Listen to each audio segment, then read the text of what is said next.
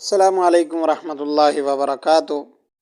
دوستو کیسے ہیں؟ خیریت سے ہیں؟ میرا نام ہے محمد فاروق اور آپ نے میری یہ ویڈیو آخر تک دیکھنی ہے۔ ایک اہم ایشو پر میں آپ سے بات کرنا چاہتا ہوں جو اس وقت ہندوستان کی میڈیا پر زیر بحث ہے، وہ ہے غزوہ ہند کے اعتبار سے۔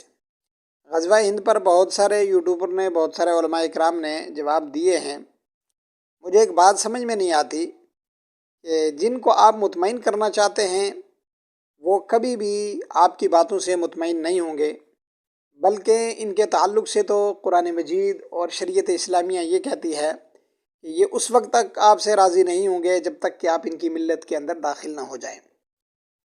غزوہ ہند کے تعلق سے روایات پر جرح اور محدثین کے کلام اور اس کے تعلق سے علماء کے جو اقوال ہیں ان پر بات کرنے سے پہلے اب ایک بات یاد رکھیں، غزوہ کہتے کسے ہیں؟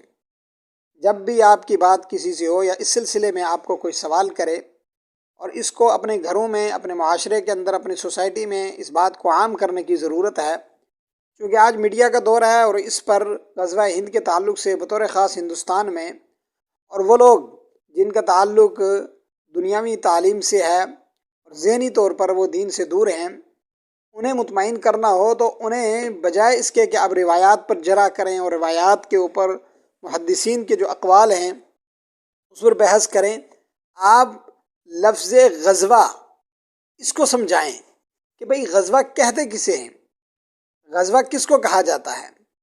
غزوہ کہا جاتا ہے اس جنگ کو جس میں رسول اکرم صلی اللہ علیہ وسلم بنفس نفیس خود تشریف فرما ہوں۔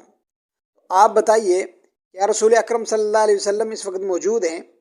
اگر رسول اکرم صلی اللہ علیہ وسلم اس وقت تشریف فرما نہیں ہیں، ہمارے درمیان میں موجود نہیں ہیں، اور نبی اکرم صلی اللہ علیہ وسلم کسی لشکر کی کمان نہیں کریں گے، پھر غزوے کا سرے سے تصور ہی ختم ہو جاتا ہے۔